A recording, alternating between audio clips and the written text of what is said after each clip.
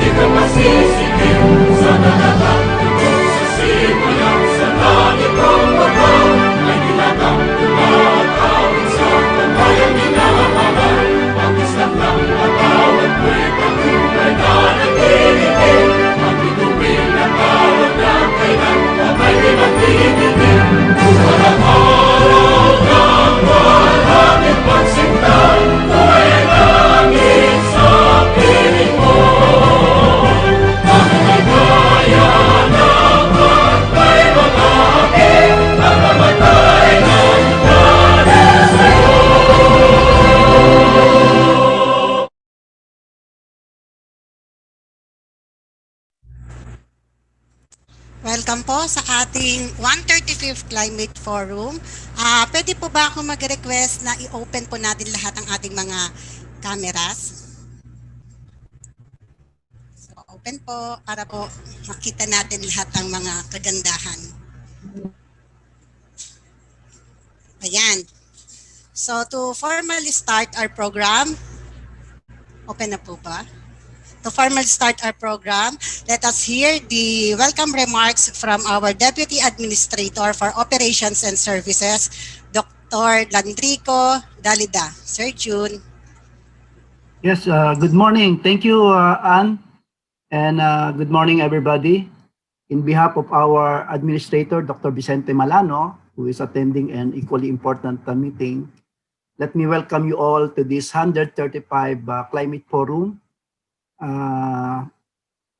This is organized by the PLIMS of CAD, the Climatology and Agromet Division, under the leadership of Mrs. Edna Juanillo. I can see that there are some field personnel na naka-tune in sa atin ngayon. Of course, ang ating mga national government, I can see here from the DA, the DTI, and other national government. Of course, we welcome also the our personnel from the central office. Hopefully, this 135 Climate Forum organized by the CAD can give us the detail about the La Nina. Actually, we have the latest advisory number 7 about the weakening of the La Nina. Siguro mamaya makita natin ang full detail nito. And of course, katatapos lang natin na maranasan, of course, itong sa eastern part of the country, itong si almost super typhoon, no? Category, si Typhoon Bising. At ngayon nga ay na over northeast of Batanes. Hopefully itong this week ay palabas na ng Philippine Area of Responsibility. Siguro malalaman natin ngayon kung ang ating mga dam ay nabigyan ng maraming tubig. And of course, ito nga ay 135. Ibig sabihin talagang almost more than 100 na itong ating ginagawang climate forum to inform everybody, like yung of course yung ating mga sa agriculture, no. Ito yung kalimitan na nakikinabang. Of course yung ating mga media friends, sila rin na nagbibigay sa atin ng tulong para maipalaganap itong ating mga information. Of course, lalo na itong La Nina or El Nino or neutral condition ng ating country. So with this, again, for this morning, hopefully we can have a fruitful information and result of this climate forum. At of course, marami tiyak na magbibigay ng mga question with regards to marami rin na nagtatanong actually, meron bang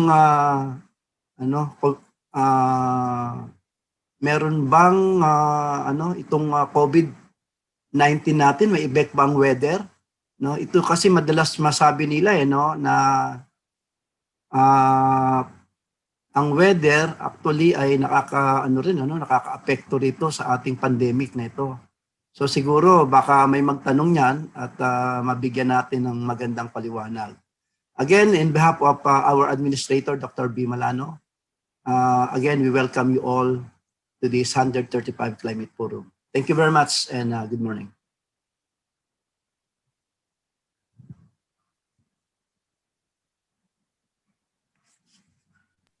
Thank you po, Doc June, for acknowledging also our partner agencies. So nandito rin po, acknowledge ko rin po, andito po sa atin ngayon si Dr. Flaviana Hilario, ang dati po nating Deputy Administrator for Research and Development. So, before po tayo mag-start, magkaroon po muna tayo ng photo ops. Pa-open po ulit ng ating mga cameras. Para po sa ating photo ops muna. Para fresh pa ang lahat.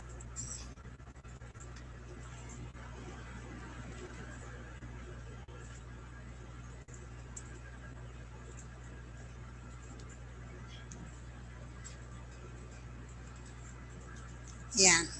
Marami na ba ang nag-open ng camera? Yes po, hello po. Mag-take po tayo ng picture. So I think most of you naka-open na po yung camera. So meron po tayong 4 batches. So kindly bear with me po. So first batch po for the photo ops. So 1, 2, 3, smile.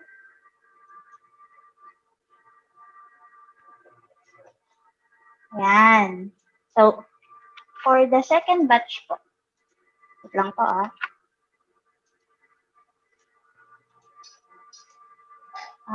for the second batch, okay. One, two, one, two, three. Smile po ulit. Okay. Then for the third batch,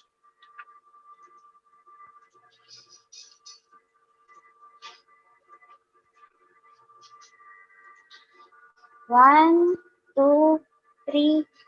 Smile po ulit. Okay. For last na po ito. Last batch po natin. So, one, two, three.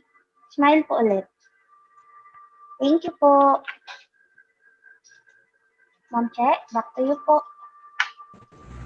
So, yes, thank you po ulit sa ating photo ops. So, tawagin ko na po ngayon ang ating unang presenter to give us the weather updates. From the Weather Division, Miss Ana Cloren. Ana. Hello, good morning everyone. Mag-share lang po ako ng screen.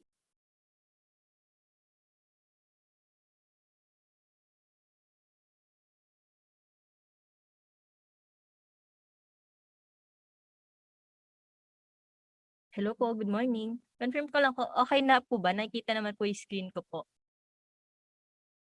Yes po, Miss Anna. Thank you. Okay, sige.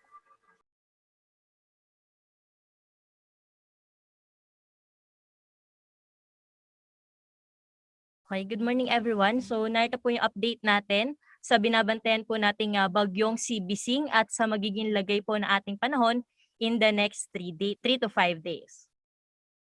So as of 8 a.m. today, ang bagyong Bising ay namataan po natin sa layong 690 kilometers east-northeast ng Basco, Batanes. At may taglay pa rin po itong lakas ng hangin umaabot sa 120 kilometers per hour malapit po sa sentro nito. At yung kanyang gustiness o yung pagbugso ay umaabot sa 150 kilometers per hour. Patuloy po itong kumikilos pahilagang silangan sa bilis na 25 kilometers per hour. At makikita nga natin sa ating satellite imagery na unti-unti na po itong palayo dito sa Luzon landmass. At ngayong araw nga lang ay may mga pag-ulan pa rin tayo inaasahan dito sa ilang bahagi ng Cagayan Valley. Narito naman po yung latest track nitong bagyong si Bising. Papalayo na nga po siya sa ating Luzon landmass at kung makikita natin dito sa in the next 24-hour position po niya ay posibleng humina po or magkakaroon po ito ng gradual weakening. At in the next 24 hours, posible po na ito ay nasa severe tropical storm category na lamang. At bago po ito lumabas na ating area of responsibility by Saturday ng gabi or Sunday ng umaga, ay nasa kategorya na po ito ng tropical storm. At ito nga po yung magiging lagay ng ating panahon ngayong araw dito sa may Cagayan Valley or dito sa may Cagayan, kasama po ang Batanes at Babuyan Islands ay may inaasahan pa rin po tayong maulap na kalangitan at may kalat-kalat pa rin po yan ng mga pag-ulan, mga pagkidlat at pagkulog.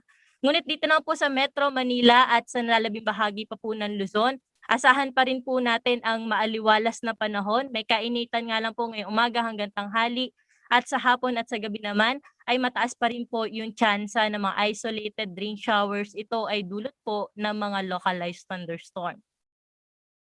At ang temperature range po natin sa Baguio City, 17 hanggang 24 degrees Celsius. Samantalang sa Maylawag naman po, 24 to 32 degrees. Sa Tuguegarao at sa Tagaytay, posible po umabot sa 32 degrees ang pinakamataas na temperatura ngayong araw. At dito sa Metro Manila, sa Legazpi, sa Puerto Princesa at sa Kalayaan Islands ay posible po umabot sa 33 degrees ang maximum temperature ngayong araw.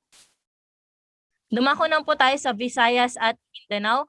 All good weather pa rin po ang ating inaasahan po dyan. Wala po tayong nakikitang weather system na magkukos po ng malawakang mga pag-ulan. Kaya mainit na panahon pa rin po ang ating inaasahan maghapon. At sa hapon or sa gabi lamang ay may chance pa rin po ng mga thunderstorms. Sa Iloilo, Cebu at sa Tacloban, posible po umabot sa 32 degrees ang pinakamataas na temperatura ngayong araw. Samantalang sa Cagayan de Oro, 24 to 33 degrees yung magiging agwat ng temperatura. At sa Davao naman at sa may Zamboanga, posible pong pumalo sa 34 degrees Celsius yung maximum temperature natin ngayong araw. Para na po sa kalagayan ng ating baybaying dagat, nakataas pa rin ng gale warning natin sa may Batanes at Babuyan Islands. Hindi pa rin natin pinapahintulutang pumalaot dyan yung ating mga kababayan, mga isda, pati na rin yung may maliliit na sasakyang pandagat dahil sa inaasahan nga po natin na malaki or matataas na mga pag-alon. At gana rin dito sa may silangang baybayin ng Luzon ay may nakikita pa rin po tayong katamtaman hanggang sa maalon na karagatan. Kaya iba yung pag-iingat pa rin po yung ating paalala sa mga maglalayag. At narito po yung ating 3-day weather outlook sa mga pangunahing syudad sa ating bansa. Wala na po tayo nakikita sama ng panahon o low pressure area na posible makaapekto po sa anumang bahagi ng ating kapuluan ngayong paparating na weekend. At kaya asahan natin na generally magiging mainit, warm and humid po yung ating panahon sa malaking bahagi ng ating bansa. At dito nga po sa Baguio City, over the weekend hanggang Monday ay posibleng umabot po or maglaro sa 16 hanggang 24 degrees yung agwat ng temperatura. At dito sa Metro Manila, chances ng thunderstorms natin sa hapon or sa gabi ay may kataasan po. At meron naman po tayong mga pinapalabas na mga thunderstorm advisory sa ating Facebook at Twitter account. 24 to 33 degrees ang nakikita natin na magiging agwat ng temperatura dito sa Kamaynilaan in the next 3 days. Sa Legazpi City naman po, 24 to 33 degrees ang agwat ng temperatura in the next 3 days at generally magiging mainit po ang panahon dyan sa Legazpi City. Ganyan din naman po sa Metro Cebu, mga isolated rain showers lamang po ating naasahan sa hapon at sa gabi. Mula 25 hanggang 33 degrees ang agwat ng temperatura. At sa Metro Davao, wala po tayong inaasahang malawakang mga pag-ulan over the weekend hanggang Monday, maliban sa mga isolated rain showers mostly sa hapon or sa gabi. 25 to 34 degrees ang agwat ng temperatura sa Metro Davao.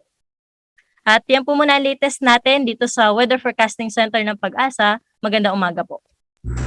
Salamat, Miss Ann, for that weather update. So, meron pa tayong bagyo ngayon nasa loob ng PRR, si Bising. At expected natin na good weather po tayo sa weekend.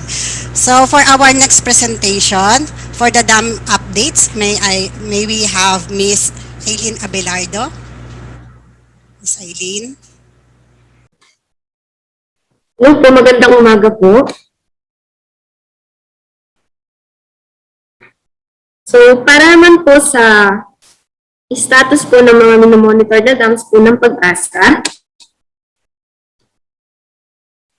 So, to review po, ito po yung mga location ng mga major dams na minomonitor po ng Pag-asa. Ang Buklaw at ang Binga Dam po ay nasa Benguet at ang San Roque naman po ay nasa Pangasinan. Ito pong tatlong dam na to ay nasa loob po siya ng Agno River Basin. At ang Magat Dam naman po ay nasa Isabela at nasa loob naman po ito ng Cagayan River Basin.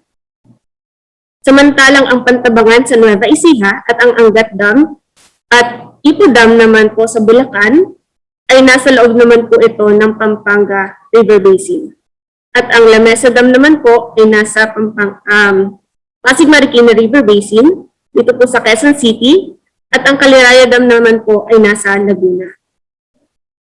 So sa screen po, ito po yung elevation po ng dams ngayong 6 a.m. ng April 23. Ang Angat Dam po ay nasa 201.21 meters na at ito po ay bumaba ng 31 centimeters sa nakalipas na 24 oras. Samantalang Ipo Dam naman po ay tumaas naman ng 1 sentimetro, ito po ay nasa 98.72 meters.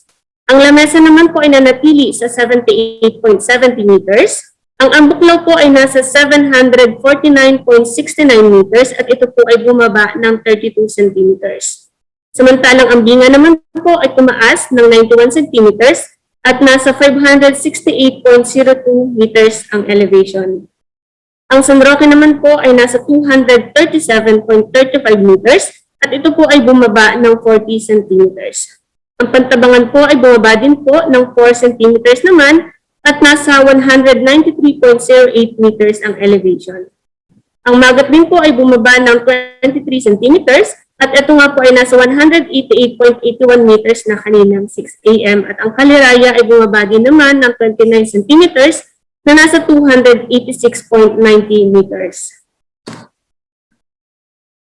Makikita po natin dito sa graph, ito po red line sa taas, ito po yung normal high water level ng Angat Dam. At ang red line naman po sa baba, bandang gitna, ito naman po ay ang low water level. Samantalang ang yellow line naman po, ito po yung roll curve. At ang blue color line naman po, ito po yung elevation po ng Angat Dam from 2019 hanggang 2021. So ito pong dark blue, ito po ngayon yung level o yung elevation po ng Angat Dam ngayong 6 a.m. na nasa 201.21 meters. At kung mapapansin po natin dito, malayo po or mataas po yung agwat nito sa kanyang roll curve. So ang normal high water level po ng Angat ngayon ay nasa 212 meters at ang roll curve po nito ay 187.33 meters. Ang San Roque Dam naman po, yung red po sa taas, yung normal high water level. Yung red line sa baba ay ang low water level. Same din po, yung yellow line ay yun po yung roll curve. So kung mapapansin po natin dito, ito po ay bahagyang mababa dun po sa roll curve ng San Roque na 240.02 samantalang ang water level ngayon ng San Roque ay nasa 237.35 meters. Para naman po sa Pantabangan, ang mapapansin din po natin dito na ang kasalukuyang elevation po ng Pantabangan nasa 193.08 meters ay mas mababa din po sa kanyang roll curve na 204.73. At ang normal high water level po ng Pantabangan sa ngayon ay 221 meters.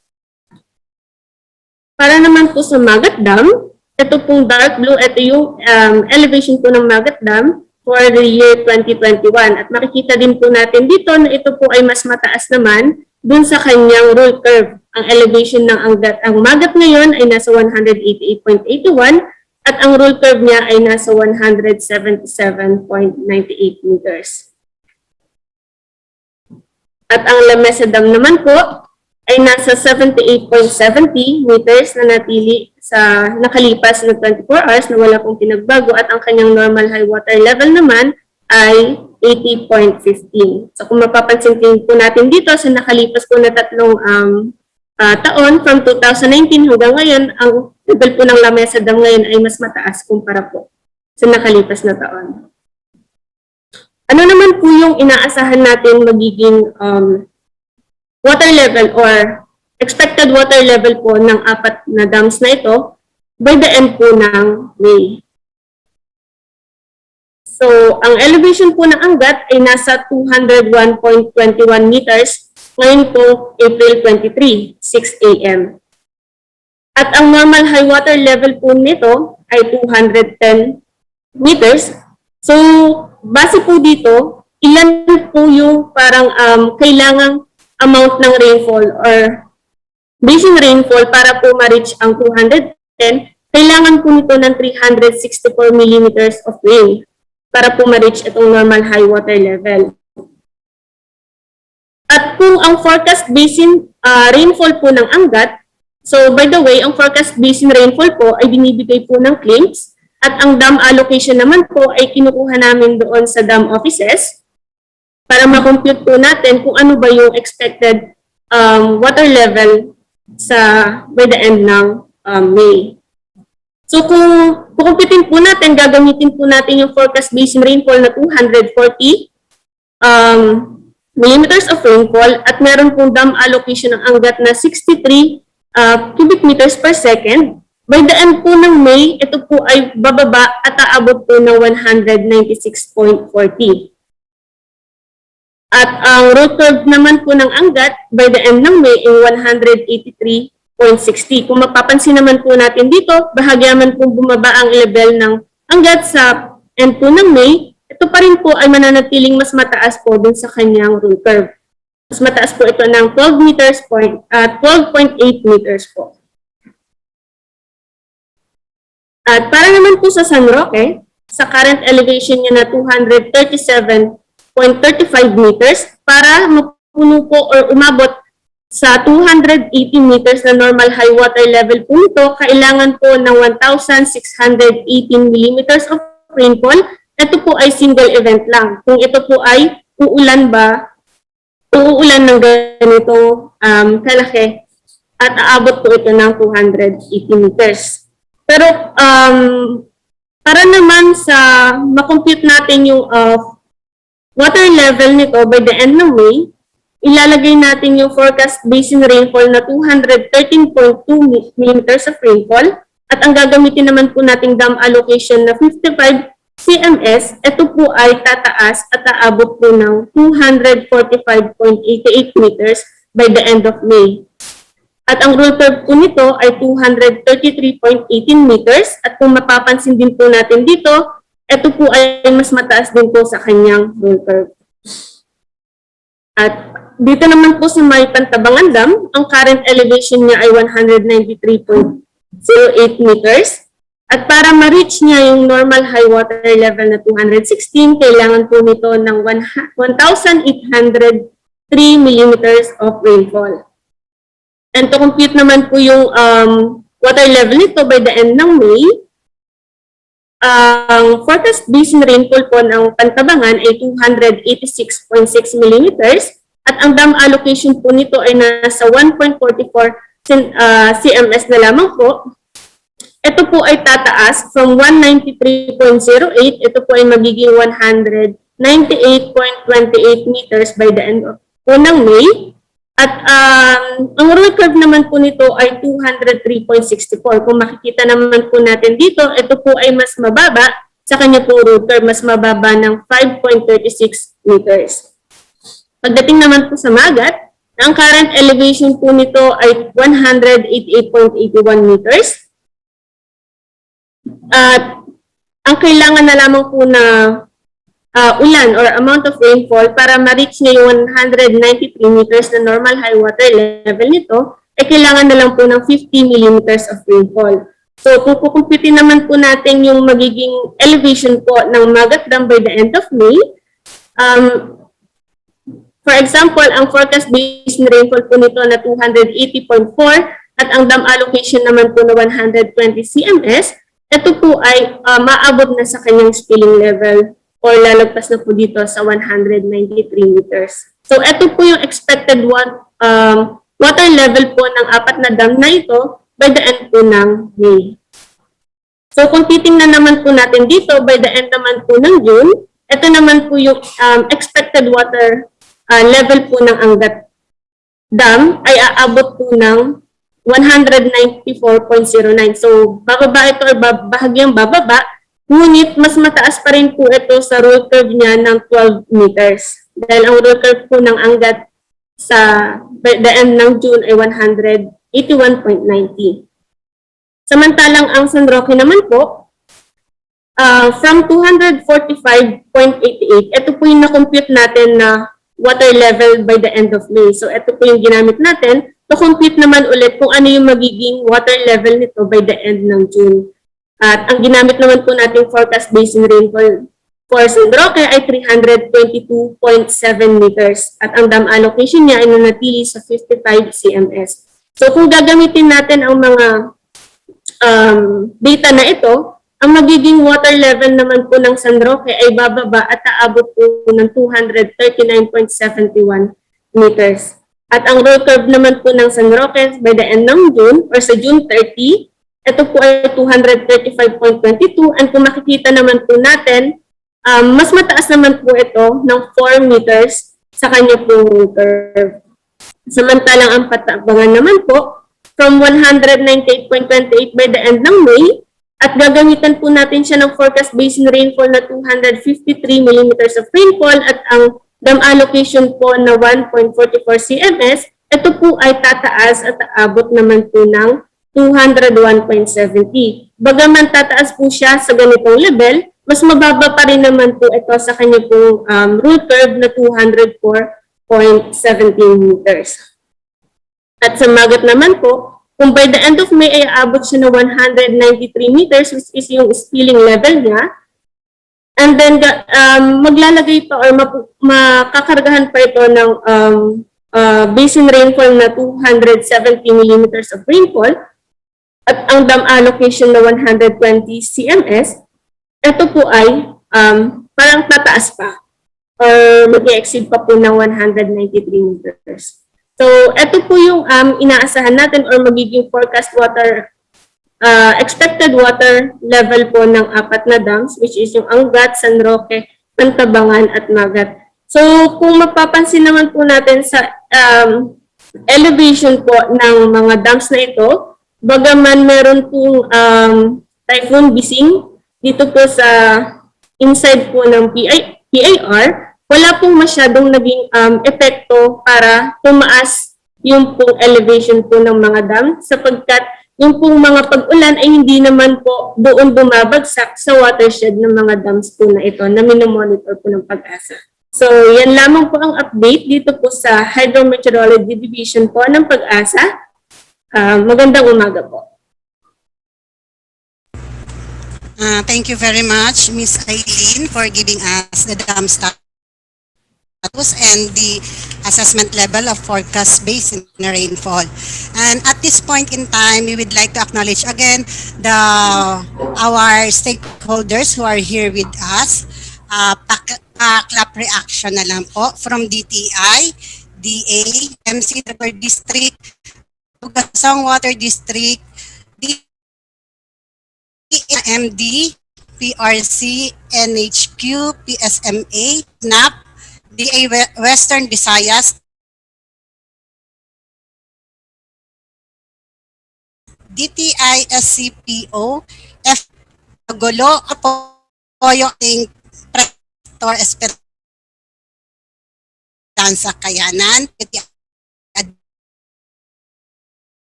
sa Meteorology Division, sa ating pong mga hepe ng ating PRSD. Nakita ko po yung pangalan ni Ma'am Nancy Lance, and also sa ating din pong other PRSDs, and also po sa ating mga PAGASA personnel from Weather Division, HMD, CAD, and also from RDTD. Maraming salamat po. And then to proceed with our review of climate condition, may I call on Mr. Juni Ruiz to give us the climate assessment for March to April 22, 2021. Sir Juni Ruiz.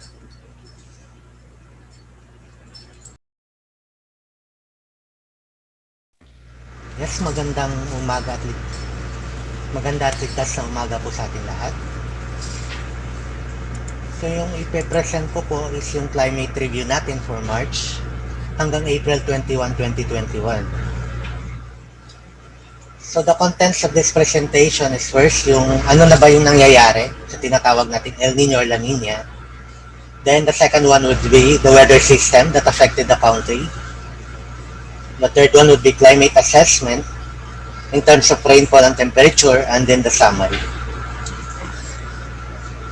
So, for the meantime, i-review po natin kung ano talaga yung El Nino Southern Oscillation or ENSO. So, ang ENSO daw ay isang malaking a large-scale variability resulting from the interaction between the ocean and the atmosphere. So, ang pagkakaroon daw po ng El Nino or La Nina ay dapat magkaroon po ng interaction kung ano yung nangyayari sa dagat at sa atmosphere natin. So kung El Nino, unusual warming. So may pag-init po ng temperatura sa dagat dito sa may bandang gitnang Pasipiko. While kung La Nina naman is nagkakaroon po tayo ng paglamig sa karagatan lower than the normal sa may karagatang Pasipiko. While kung neutral is andun tayo sa threshold kung saan masasabi natin within the threshold na walang El Nino or La Nina, which is ito yung ine-expect natin in the coming months, which is will be presented by Ma'am Rusi sa climate outlook update. So the monthly sea surface temperature assessment. So from January, February, and March, kung makikita natin for January and February, may paglamig pa din po ng temperatura sa dagat. So it is emphasized by the color blue, which is nasa negative 2.0 anomaly. So dito po na portion na to nangyayari yung El Nino or La Nina. But for now, mapapansin natin na more on blue yung kulay, meaning may paglamig sa karagatan sa may Central and Eastern Equatorial Pacific. While sa March naman, so kung ikukumpara natin yung tatlong mapa, ay makikita natin na paunti-unti nang nagdi-dissipate yung paglamig. So meaning, nagiging white na po siya, from which ito na yung threshold na tinatawag nating neutral condition, from which for March, it shows that La Nina is showing some signs of weakening na kasi nagde-dissipate na po yung cooling. So indicators.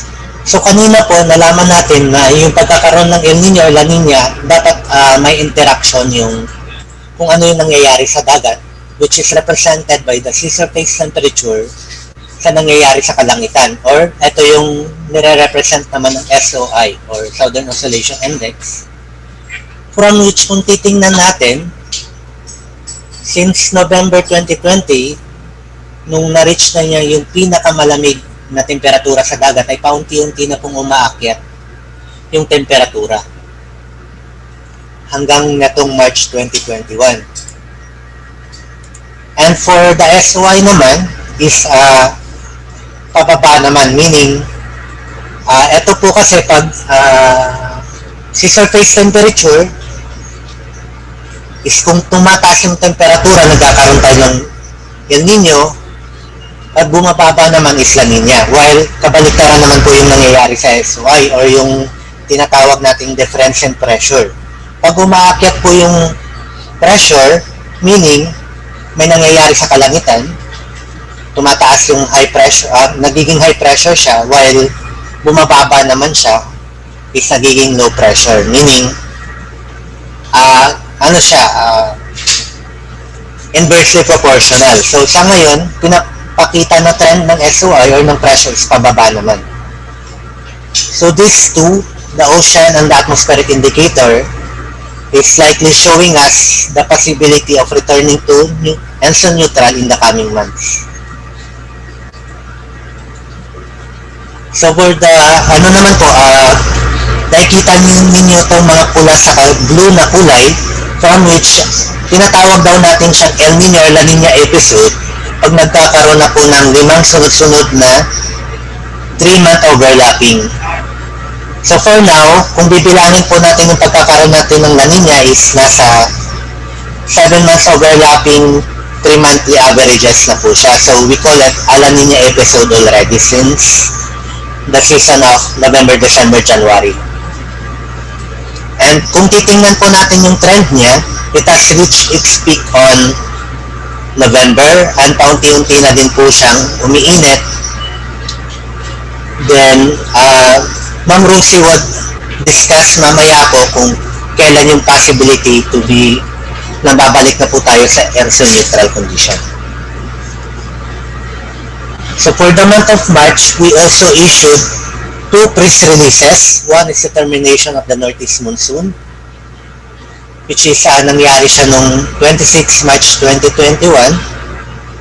And yung isa naman is preparation for warm and dry season, which is inisyo naman noong 23 March 2021, from which sinasabi dito po na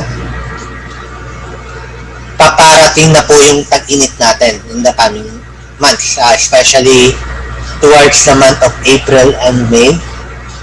Then, na din po, humina na din yung Northeast Monsoon, from which more on easterlies na po yung hangin na magdudulot naman ng warm and dry air.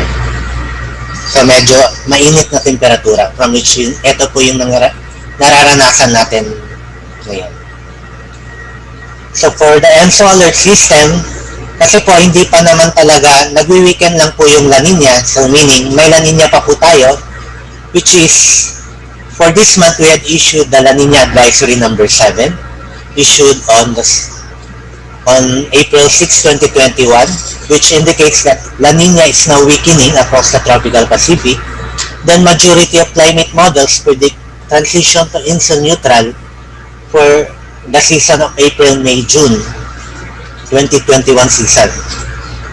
At dahil may La Nina pa din po tayo, so it may affect some parts of the country and will significantly result to above-normal rainfall. So kahit ano po siya, thunderstorm lang, mga low pressure system, ay aasahan pa din po natin na magdudulot ito ng mas malalakas na pag-ulan na magkukos ng above-normal rainfall, gaya po ng nangyayari sa Mindanao or other areas na binabaha po sila kahit thunderstorm lang.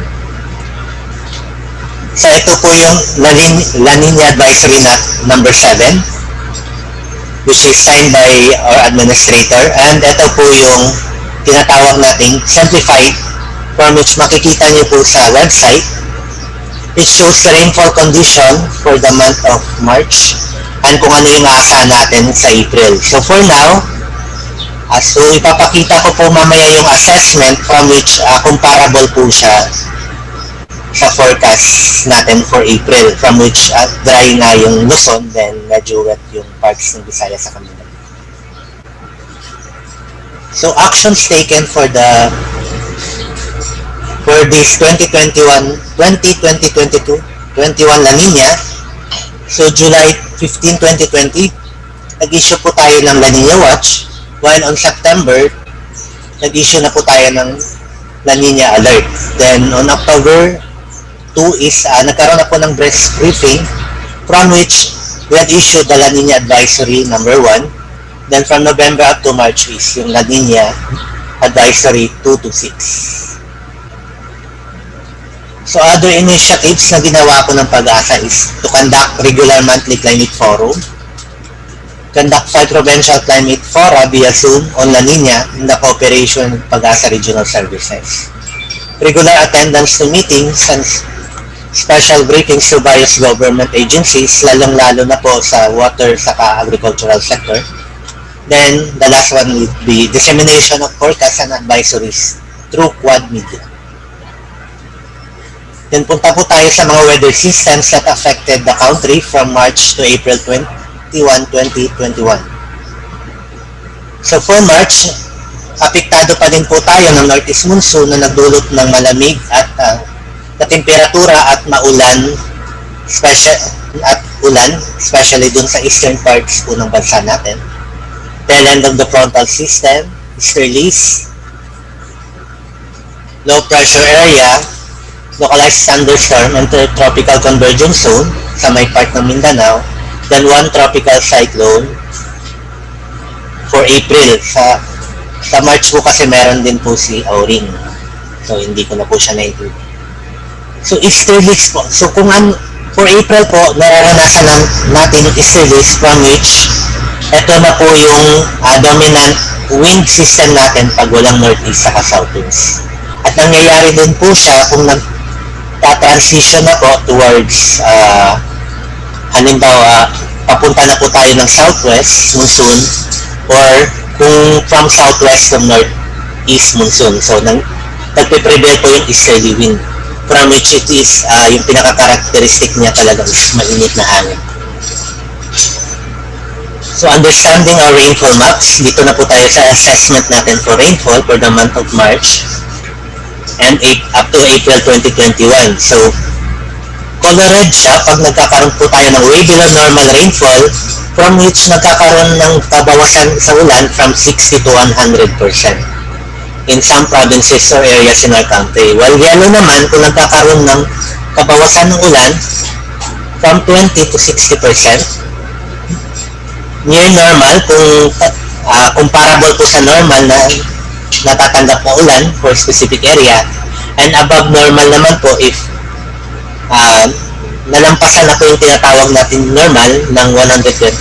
So, it is 20% more than the normal, yung tinatawag natin above normal, na marirecognize naman siya if blue yung kulay. So for the month of March, kasi po nagkaroon tayo ng bagyong Bising which had brought more rains.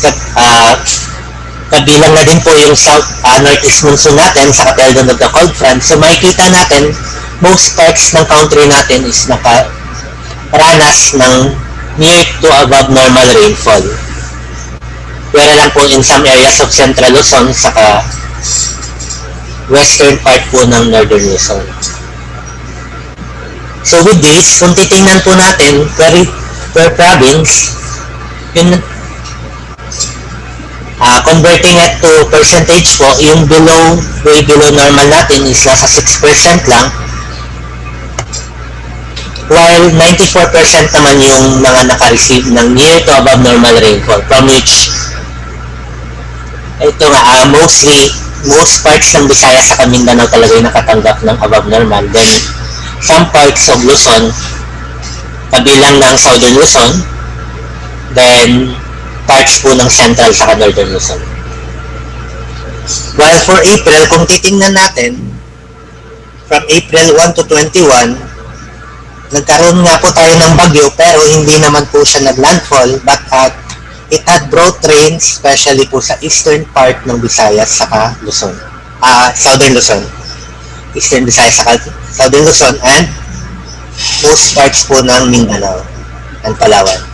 While most parts po ng Luzon is kung makikita natin below to way below normal pa din po yung rainfall. So meaning kahit nagkaroon po tayo ng bagyo ay hindi po siya nagbigay ng maraming ulan or nagdulot ng maraming ulan most parts of Luzon. So kung i-convert po natin siya per province, so most provinces of Luzon talaga is hindi sila naka-receive ng maraming ulan from April 1 to 21 compared to Southern Luzon, some parts of Visayas, and most parts of Mindanao. So because of this, kung titingnan natin, yung percentage ng below to way below normal is nasa 60%, while 40% naman approximately yung near to above normal rainfall condition. So this is passage ng accumulated rainfall for April 2021. So for Typhoon Bising, so ito po yung pangalawa nating bagyo for 2021. It has entered the Philippine Area of Responsibility on April 16 and intensified as a typhoon. So, naging close po siya sa Philippine landmass from April 18 to 21. And hanggang sa ngayon po is nasa PAR pa din siya, and approximately nagtatagal na po siya sa PAR ng 5 days and ongoing. Then nag-issue na po yung Pag-asa ng 26 severe weather bulletins for tropical cyclone or typhoon Bising. And kung titingnan naman po natin yung normal track ng tropical cyclones natin for April, ito po yung sinundan na track ni Bising. So medyo lumapit lang po siya, but almost the same po yung finalo niya na track na nag-enter, hindi nag-landfall, and nag-recurve towards northern or northeastern part.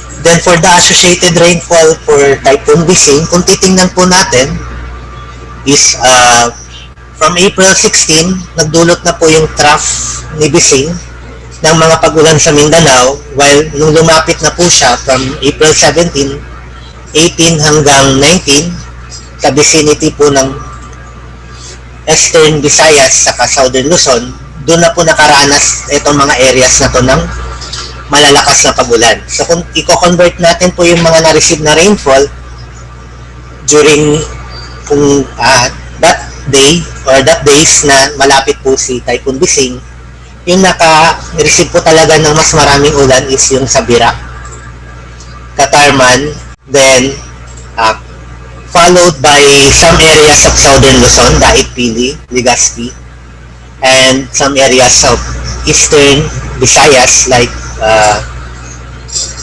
Catarman, Catbalogan, Borongan, and Diwan.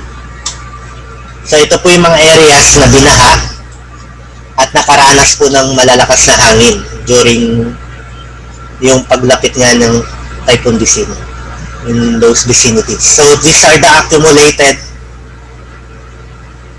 mga news from which marami daw po yung na-displace dahil sa flooding in summer provinces and also in Bicol region, from which nagdulot din po siya ng mga pagbaha and landslide. And for the latest report po ng NDRRMC kahapon is nagkaroon na daw po ng 3 patay, 10 injured, then nasa 300,000 persons na po daw yung affected. Then for infrastructure is umabot na po siya ng, for the estimate is 10 million damage in infrastructure, while sa agriculture naman is nasa 45 million.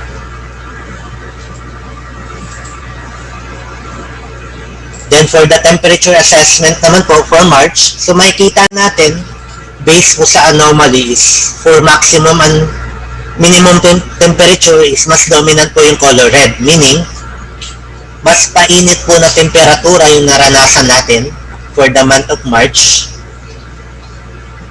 araw man or gabi. So mas mainit po siya compared po sa normal. While for April, as of April 2021, kung makikita naman natin, for maximum temperature is mas dominant yung color blue, from which masabi natin na mas mababa dun sa normal or mas malamig sa normal na temperatura yung nararanasan natin na daytime temperature, while sa nighttime naman is medyo mas dominant yung color red na anomaly, from which mas mainit na temperatura naman yung nararanasan natin sa gabi.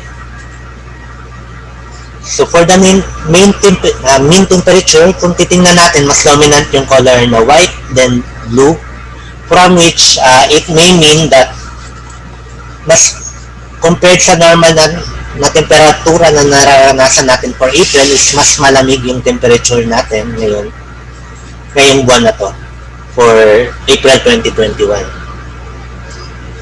So for the temperature assessment for March and April, so for March, yung pinaka-highest temperature natin is 37.2 na naranasan natin sa San Jose, Occidental Mindoro, while the lowest naman is sa Baguio, saka La Trinidad, Benguet, which is nagre-range from 11 to 13 degrees Celsius. While for April, pinakamataas pa din sa San Jose at 37.3, while for Baguio, pinakamababa naman sa Baguio saka sa La Trinidad, Benguet, which is nagre-range siya ng 12.2 to 14 degrees Celsius. So for the month of April, may na-surpass din po na maximum temperature at for the month of March pala, 2021, from which ito yung mga stations from which na-surpass yung maximum temperature nila. So ito po yung new record dates. For Clark, na-surpass lang yan nung March 30, yung record niya na 36.5, which is nangyari nung 2010. For Birac naman, na-surpass niya nung March 16 and 17 at 31.8 degrees Celsius, yung record niya na 31 nung March 1986, while for Zamboanga at 36.2 na nangyari nung March 18, 2021, na-surpass niya yung record niya na 36.0 noong 2002. So ito lang po yung summary kanina ng maximum saka minimum temperature. So in summary daw, for January to April 2021, the highest is 37.3 at nangyari noong April 22 ng April 2 sa San Jose, Occidental Mindoro, while the lowest still Baguio and La Trinidad, Benguet on the month of February. Then for Metro Manila, the highest is 35.4 na nangyari nung March, then the lowest is 19.3 for the month of February 20, on February 2021. So in summary, ENSO neutral condition for the ENSO alert system is still La Nina advisory. Then for March 2021 rainfall assessment, 94% of the country experience near to above normal rainfall condition. Then sa temperature, generally slightly warmer to warmer than average in most parts of the country, where most areas observe warmer temperatures both at daytime and nighttime. Then for April 1 to 21, 60% of the country already experienced below to way below normal rainfall, which also corresponds to our dry season. These areas are mostly in Luzon and Western Visayas, while 15% receive normal rainfall, while 25% receive above normal rainfall. So yung mostly sa above normal rainfall is yung naapektuhan ni Typhoon Bising, which is nasa parts ng Eastern Visayas and most parts of Mindanao. Then for the temperature ng April 1 to 21, generally near to below average in most parts of the country, where most areas observe cooler temperatures at daytime while warmer than average at nighttime. Then, dito po nagtatapos yung climate review natin at maraming salamat. Thank you very much, Sir Juni, for that very comprehensive presentation for climate review. So, by the way, si Sir Juni po is one of our climatologists in climate division. So, moving on to our next presentation for our climate outlook for May to October 2021, may I call on one of our senior climatologists, Ms. Rusi Bastillas. Ma'am Rusi?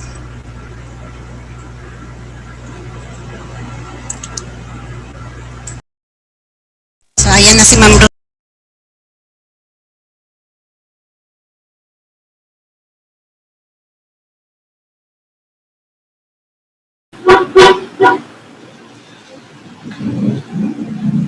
Okay, good morning.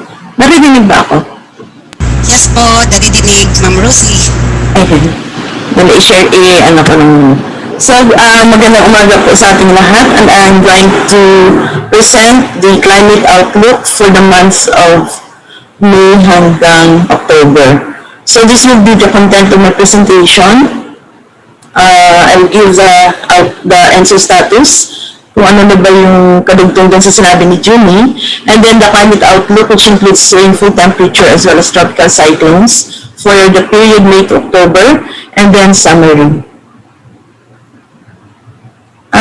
So ito pala yung latest na ating SST or sa surface temperature anomaly doon sa Nino regions natin. So as of the latest, as of April 19, yung Nino 3 at saka sa Western Pacific, nasa below na siya ng threshold ng La Nina, which is negative 0.4, negative 0.1. Kaya lang, every week, nagpa-fluctuate pa naman pag weekly ang ating titingnan.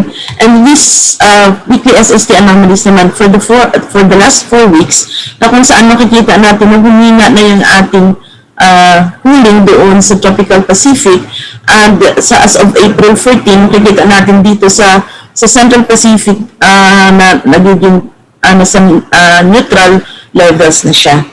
At doon naman po sa ano niya, sa subsurface, ito kasi ang mag-determine din kung sustain pa ba yung cooling doon sa ating sea surface. So makikita natin na yung ating from mid-March, nagkaroon na ng above average o mas mataas na siya sa ating average, yung ating subsurface temperature. And ano naman yung outlook based sa ating mga models? So this is the ENSO outlook. Will La Nina continue? Ano bang mangyayari in the next coming months? So ito po yung tinitingnan natin mga models na as our reference para masabi natin ang status ng ating ENSO.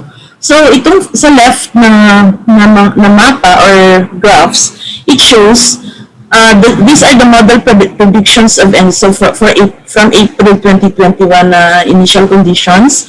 So makikita natin dito both dynamical and statistical models na nagpapakita na yung mga models natin, iba-iba yung kanyang pinapakita na forecast. Mayroong nagkakaroon tayo ng El Nino in the coming months at mayroon ding mga models na nagsasabi na mayroong continuation ng La Nina in the later part of the year.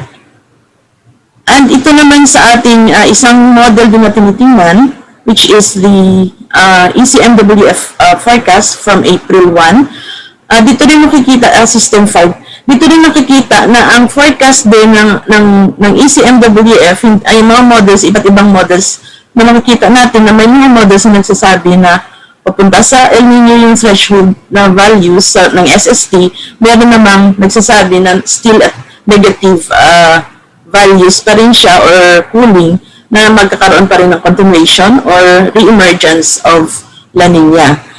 Base naman sa model ng CFS version 2, dito pinapakita na magkakaroon ng neutral conditions in the coming months up to September, October, November season at bumaba uli by the later part of the year. So ito po yung mapa sa baba, makikita natin na nagkakaroon ng neutral conditions na from May, June, July season, and pag sa later part of the year from September, October, November, meron na siyang from October, November, December, makikita natin dito na parang bumalik yung kulay blue. Ibig sabihin, merong forecast na magkakaroon uli ng La Nina. Pero titingnan din natin ito yung ating tinatawag na ENSO probabilistic forecast from CPC, Climate Prediction Center, and IRI, or the International Research Institute for Climate and Society, kung saan pinapakita niya yung probability ba kung ano ba yung mangyayari in the coming months. Meron ba tayong continuation ng El Nino or La Nina or neutral? So yung kulay blue sa graph, ibig sabihin La Nina, yung kulay gray stands for neutral and neutral, and yung kulay red is for El Nino. So makikita natin na for the season March, April, May, meron tayong almost 50-50 chance or probability na ang ating La Nina and neutral conditions will prevail.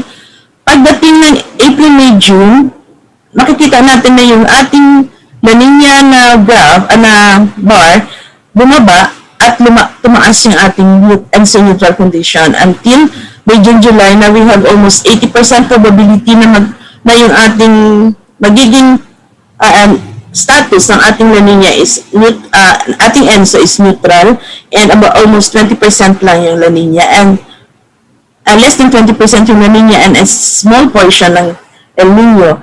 At ito ay tuloy-tuloy hanggang September, October, hanggang hanggang July, August, September. Pagdating ng August, September, October, dito natin makikita na medyo tumaas uli yung ating La Nina, bumaba yung ating ENSO neutral, and meron din probability ng El Nino lesser doon sa La Nina natin. And pababa until September, October, November, wherein yung ating La Nina and ENSO neutral halos maliit na yung kanyang edge, or mas mataas konti ng ating ENSO neutral doon sa La Nina, and meron din tayong probability for El Nino. Pero pagdating ng October, November, December, dito natin makikita na medyo tumaas na yung ating probability for La Nina against doon sa ating ENSO neutral until November, December, January. So by the way, this early April na ating probabilistic forecast is based on the model output plus yung mga expert judgment ng ating mga CPC and IRI climatologists. And so, dito makikita natin na ang transition to ENSO neutral is likely in the next month or so, with ENSO neutral then favored through September to November 2021 season. So, ibig sabihin na mas malaki yung kanyang probability hanggang September, October, November season ng ENSO neutral kaysa La Nina or El Nino. Ito naman yung another graph showing that this is the mid-April na probabilistic forecast that is purely based on model output. So, ibig sabihin wala itong intervention ng mga climate experts, just the model output. So, makikita natin dito na from April, May, June season, napakalaki ng probability ng ENSO neutral against dun sa La Nina hanggang at the end of the year. Dito, makikita natin na based sa model na yung probability ng ENSO neutral is greater than ENSO, Adan La Nina or El Nino. Pero dito makikita din natin na ang ating from October, November, December season hanggang December, January, February, medyo tumaas yung ating probability ng ating El Nino. But still, yung mataas na probability is the ENSO neutral base dito sa output ng mga models. ENSO, our ENSO alert system, sa ngayon, as what I've discussed na ni Julie, still we adopt the La Nina Advisory number 7, and also the La Nina conditions continue to weaken based on sa mga pinakita natin ng mga indicators, and a transition to ENSO neutral condition will be likely or about approximately 80% chance in May, June, July 2021 season. So, ito na yung, ano ba yung mga weather systems? So, that is the ENSO status na pala. So, ito na yung weather systems that may affect the country for the period May to October 2021. So, still, sa ngayon, nasa predominant yung ating mga weather systems since ito mga panahon ng napaka-frequent ng ating thunderstorms, localized thunderstorms. So, yung lagi nating sa hapon or gabi mararanasan. And then, the ridge of high pressure areas. The ridge of high pressure areas, ito po yung nag-dictate nung nag-recurve si Bising because of this ridge of high pressure. Kung wala, baka pumasok siya sa ating landmass. And then, yun nga, sabi natin na ang predominant weather system pag ganitong transition period is the easterlies. Itong mainit na hangin niya galing sa Pacific, kaya mas masyadong maalinsangan, ano pa ka-humid ng ating nararamdaman sa ngayon. And then, from May to June, we could expect a transition from the easterlies to the southwest monsoon season. So, pagdating na pag nag-onset na tayo ng ating southwest monsoon, yun ang magiging prevailing weather system. And then, in the intertropical convergence zone naman, yung axis niya sa ngayon, nasa south pa ng, nasa Mindanao area. Pagdating na ng May, June, July, paakyat na siya, mag-oscillate na itong ITCZ natin, papuntang north of the country, lalo na pag-peak ng ating, southwest monsoon. And then, the low pressure areas, and then the tropical cyclones. Yung peak na rin ng ating tropical cyclone season itong panahon na ito. Okay. So, na-explain na rin ito ni Jimmy kanina kung paano ba natin titingnan yung ating mapa. Pag kulay pula, yan ay below normal. Pag kulay yellow, below normal. At yung kanyang percentage compared to the normal, ito po yung ating basis. And then, pag near normal, yung green. And then, pag blue, greater than 120 is above normal rainfall.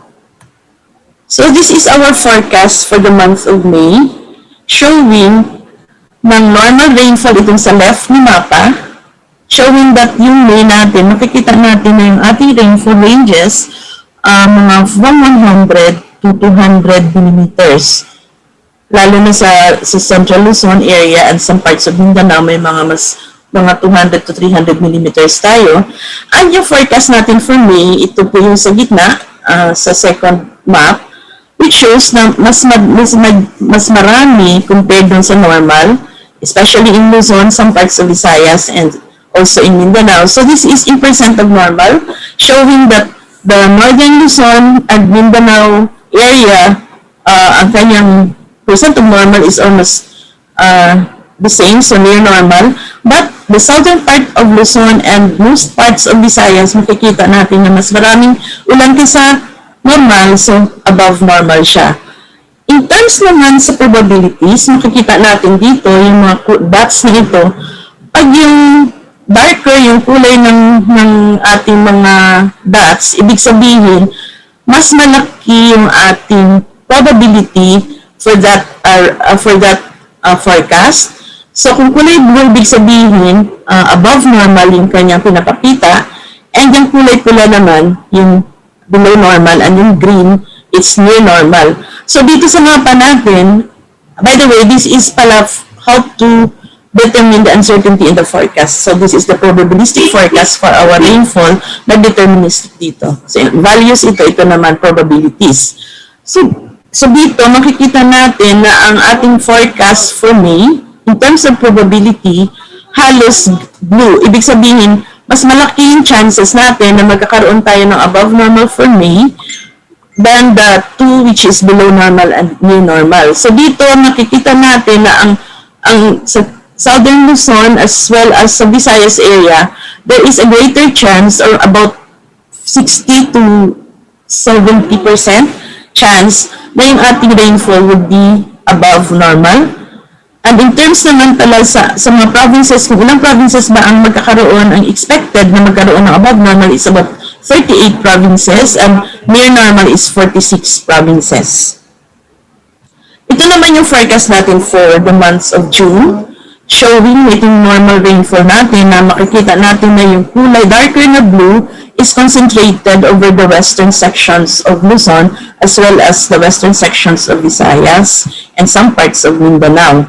And this is the forecast for our rainfall, showing that also there are more rainfall in the western sections and also in Visayas and parts of Mindanao. So in terms of percent of normal, makikita natin na halos most parts of the country, isa lang yung kulay green. So near normal.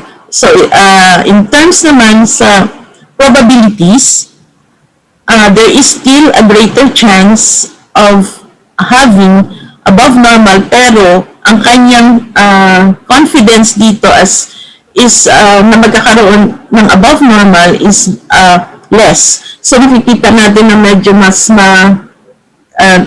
pale ba yung kulay, so about 40 to 50, about 40% to 50%, 45% lang ang kanyang probability ng above normal, and we have a greater chance na magkakaroon siya ng near normal as well as below normal din pagdating sa month of June. And pinapakita din dito sa mapa natin ang napakababa nating skill kasi ganitong panahon, we are already in the spring predictability barrier kung saan yung mga ating forecast is medyo mababa yung ating confidence and skill. And pagdating na sa July, ito po yung ating forecast. So kung mapapansin natin yung ating ulan in the western sections of Luzon, halos more than 500 millimeters darker na yung kulay. So mas marami ng ulan talaga ang matatanggap during July sa western sections of Luzon. And this is our forecast. So mas marami siya kaysa doon sa normal, specifically sa Luzon and some parts of Visayas also. So ito po yung kanyang percent of normal, showing that in parts of Luzon, may mga areas na above normal as well as near normal. But generally, near normal ang ating rainfall for the months of July. In terms of probabilities or probabilistic forecast, ito naman yung ating makikita na sa July, still we forecasted in values or deterministic ng in percent of normal, ng above normal, and in probabilities, nakikita natin at it also shows a greater chance of having above normal. So kulay blue, and it's about 50 to 60% yung sa Northern Luzon ang ating chance of above normal rainfall.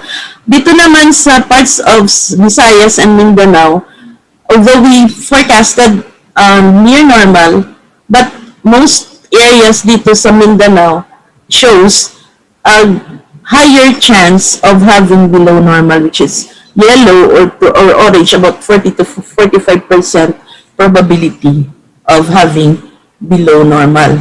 And then pagdating ng August, this is the rainfall for August. Still, the concentration is over the western sections of Luzon, na more than 500 millimeters, and this is our forecast, showing also more rainfall in the western section of Luzon. And in terms of percent of normal, halos buong bansa nasa near normal with some patches lang ng above normal dito sa eastern Visayas area, and below normal na sa northern Mindanao area. This is Dinagat Island. And in terms of probabilities, isa lang yung kulay na pinapakita, near normal, so ibig sabihin climatology lang yung ginagamit natin dito in terms, napakababa ng ating skill during this time. And for the month of September, still, nasa southwest monsoon pa rin tayo. So, ang ating ulan concentration is over the western section of Luzon. And this is our forecast. In terms of percent of normal, nakikita natin na halos kulay green. So, near normal lang din ang ating makikita na forecast. Isang kulay halos. And in terms of probability, it shows that some parts of Luzon, northern as well as central Luzon, na nagpapakita there is a greater chance of having above normal rainfall, pero mga 45 to 50% probability. And some areas na nagkaroon ng below normal also shows a greater chance of below normal yung kulay orange. And in Mindanao, it shows, and some parts of Visayas na green, so pinapakita niya rin na the probability of having near normal is greater compared to below normal and above normal.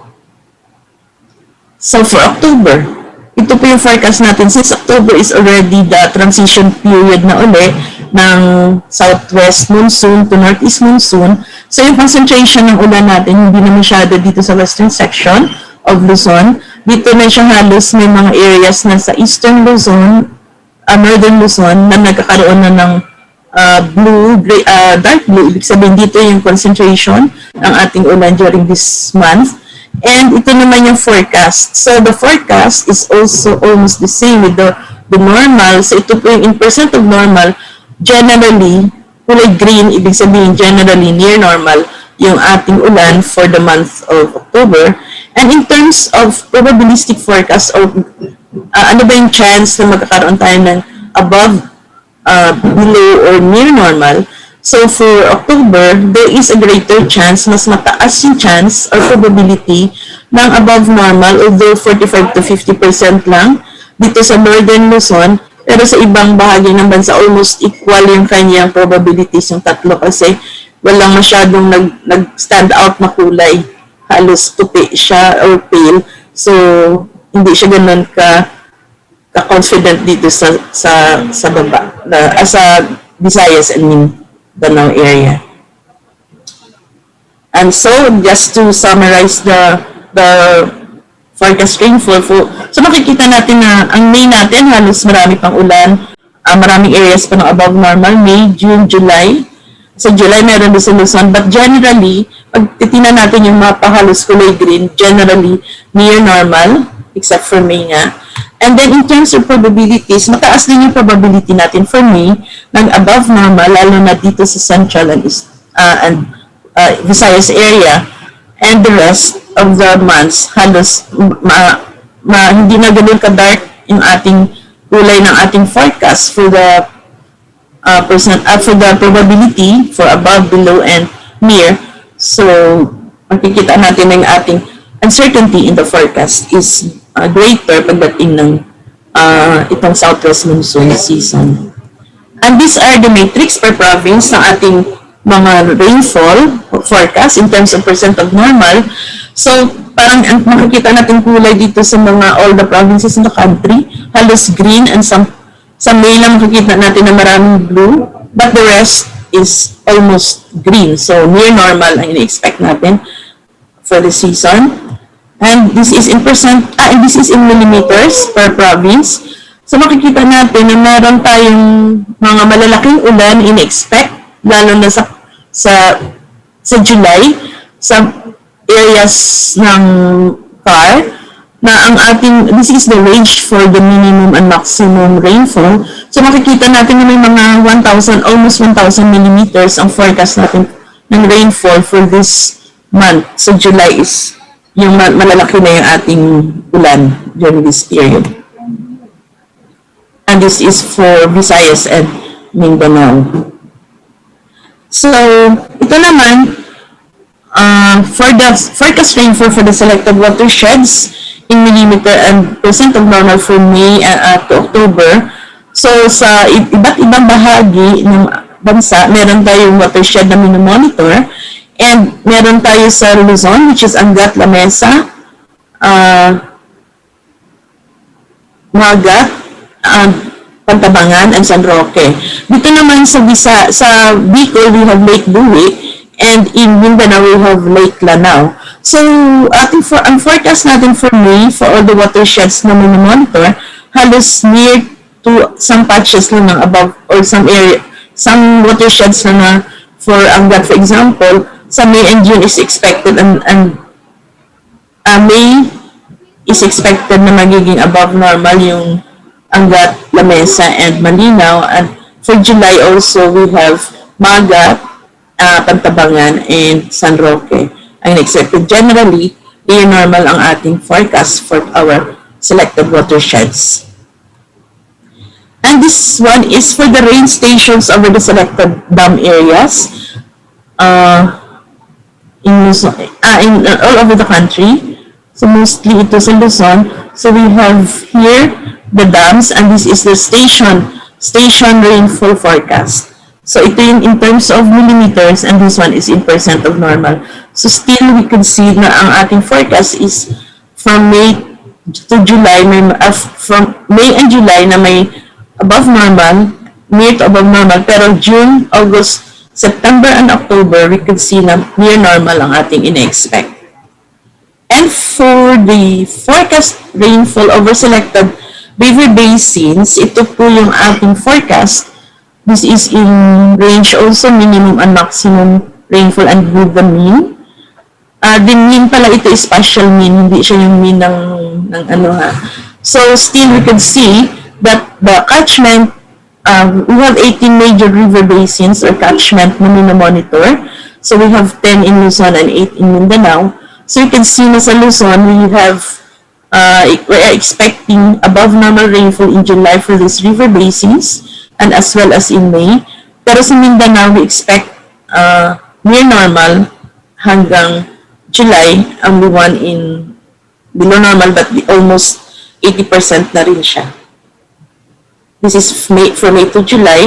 And for for August to October, still, ang makikita natin isang kulay. So, ibig sabihin, nasa near normal lang ang ating rainfall forecast for the selected river basins for Luzon and Mindanao area.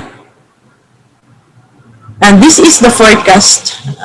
Ito naman pala, this is the dry day forecast for the different provinces in the country, which shows kung ano ba, this one, the first na naka-box is the normal dry day. Ang dry day na tinutukoy natin dito is a day na pwedeng wala siyang ulan or may ulan man siya na less than 1 millimeter. So, kahit may trace tayo or may ulan tayo na mahina, it's still considered a dry day in this forecast kasi we use that index in forecasting this dry day.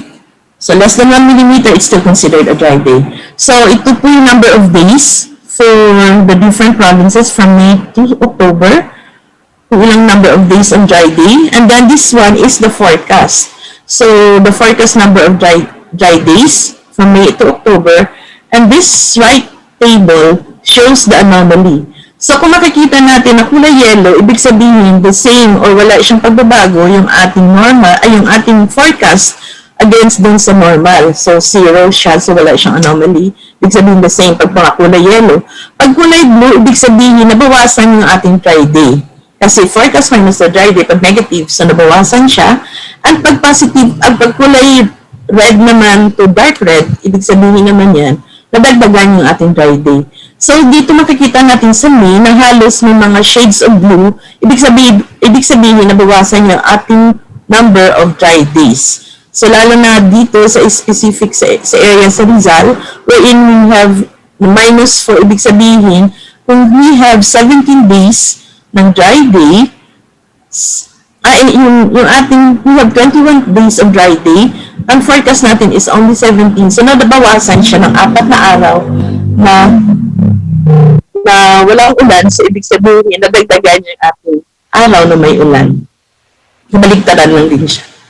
So, also, this one is for Visayas and Mindanao.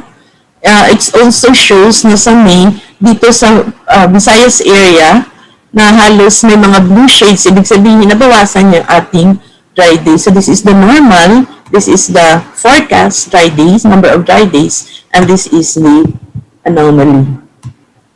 In terms of mean temperature forecast from May to October, so pag mean, that is the average ng minimum at saka maximum temperature or the daytime and the nighttime temperature. So ito po yung forecast natin for May, showing na yung maraming areas, pag kulay red, ang dots, ibig sabihin mas mainit or above average to way above average.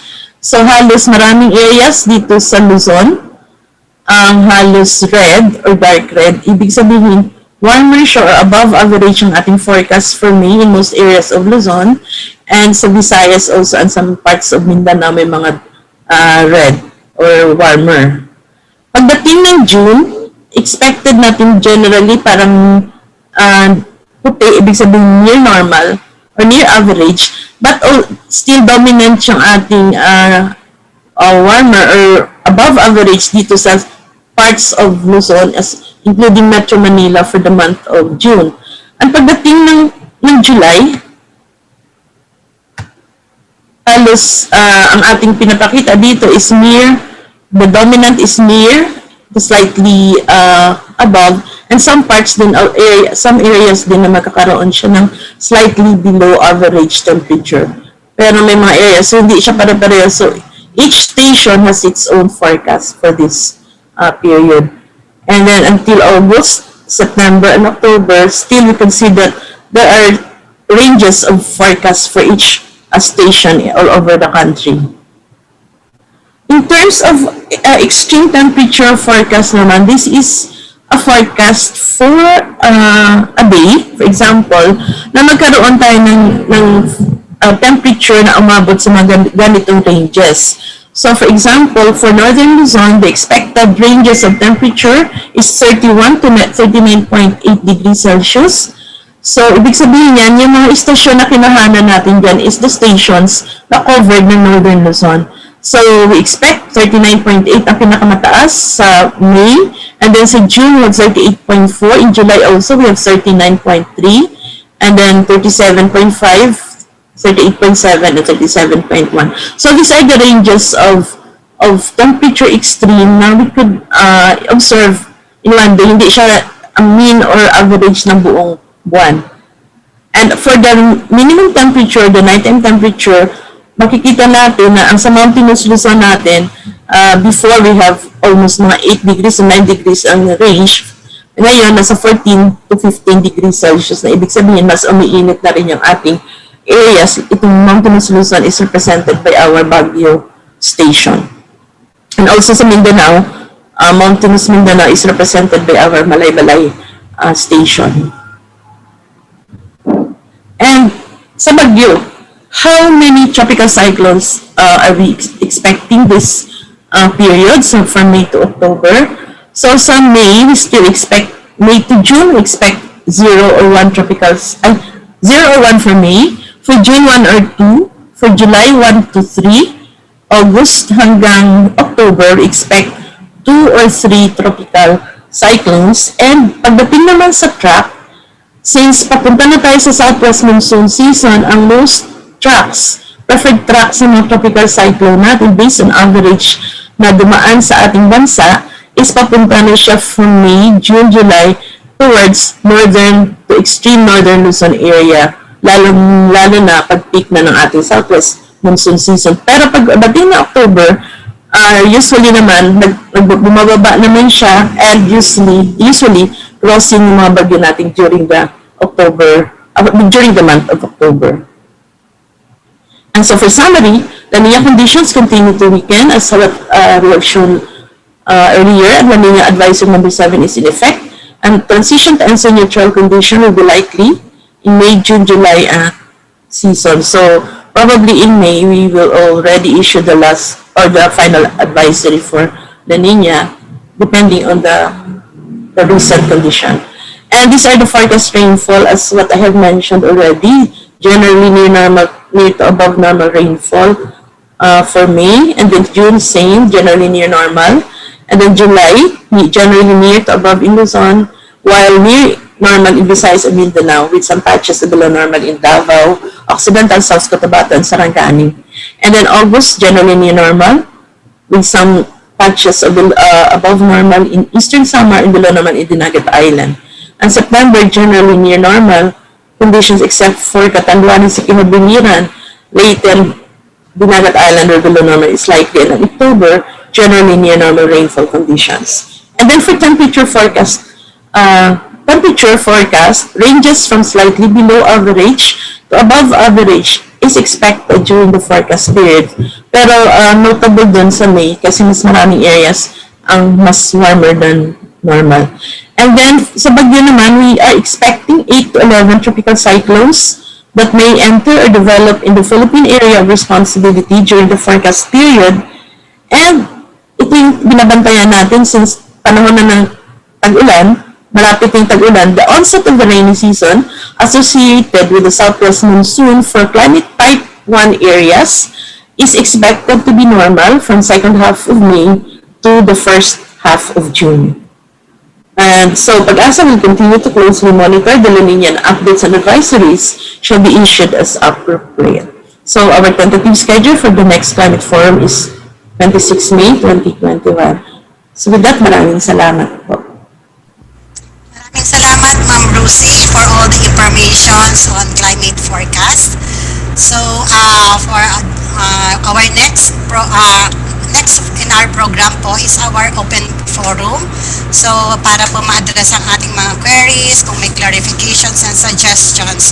And to facilitate our open forum, our moderator is Mr.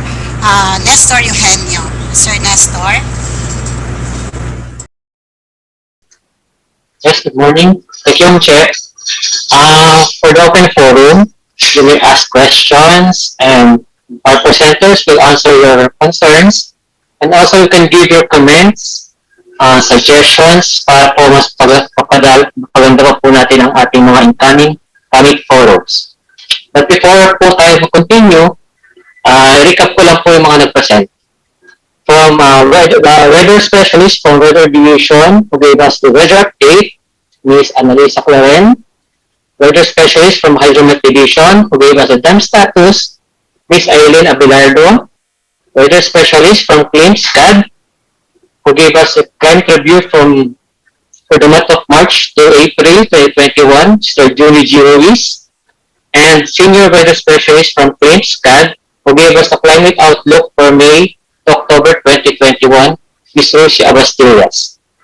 Then, the forum is now open. You can type your questions sa chat box po. And kung gusto nyo po mag-raise ng question, you may also raise your hand if you want to speak. But kindly state your name and affiliation for documentary purposes. Meron po tayo sa question dito. I think this is for Ma'am Rosie. What is your forecast for the onset of the rainy season this year?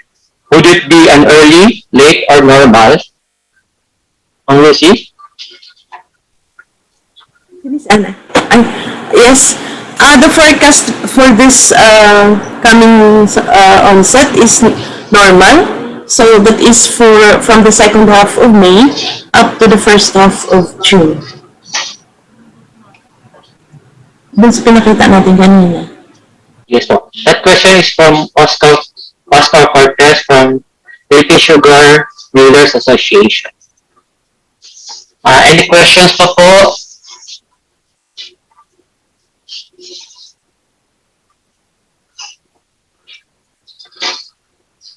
Yep, ang copy po ng presentations, we will send it later this afternoon.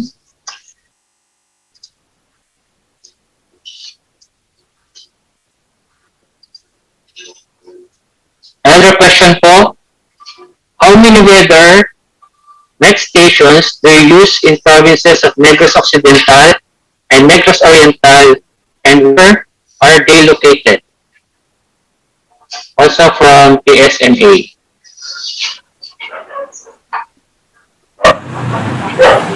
Si Miss Ana wala dyan. Ana? How many weather net stations do you use in the provinces of Negros Occidental and Negros Oriental? And where are they located? Negros. Yes po, ma'am. Negros Occidental and Negros Oriental. I think we have La Granja in Negros. Ano yung station natin sa Negros Occidental?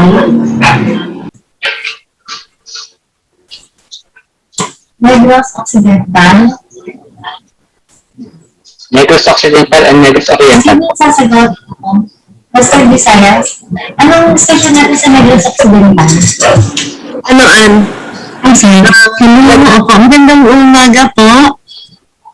Dun sa, bali yung binibigay po namin weather, climate forecast, yung pong disaggregated by province, ay based po dun sa lahat po ng mga represented na weather stations, synoptic stations ng PAGASA, and all, as well as yung agromet stations.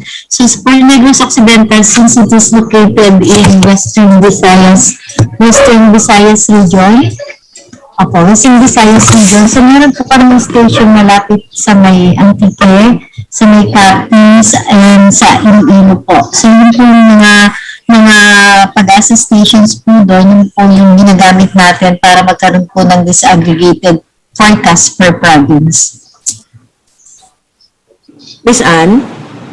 Yung sa Negros po, we have, sa Negros Occidental, we have La Granja, and sa Dumaguete, sa Negros Oriental.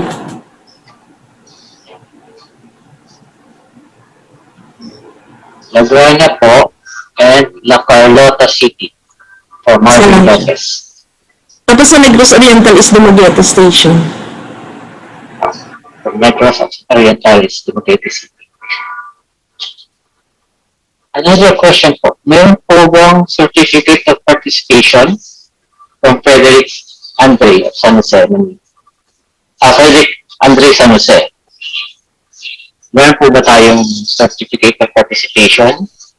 Yes, sir. We could send you your certificate of participation. So, actually, for this is a friend request. So, if you want to have your certificate of participation, doon naman po sa registration na pinilapan nyo ay meron po kayong email address. So, we could send you your certificate of participation, which is a friend request. So, ano na lang po kung if you want na send namin yung certificate of participation. So, isa-send po namin sa inyo.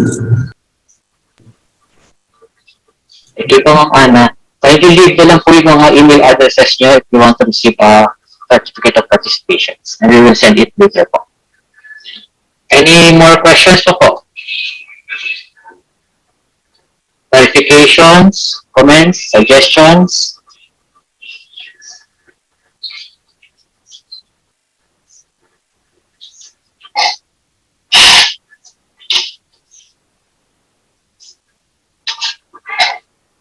Sabi po ni Ma'am Lucy's Negros Oriental, Dumaguete Synoptic Station.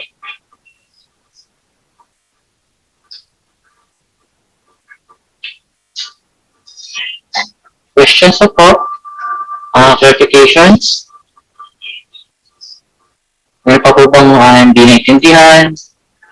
O gusto i-clarify para masagot po ating mga presenters? Nestor. Yes po, Sir Oscar. Ay, Sir Dalga. Sir Jude. Kanina rin yung sa opening ko, nasabi ko na marami nagtatanong kung merong relationship o ang COVID-19 na cases pag-increase o pag-decrease sa weather. Sino ba pwede makasagot diyan?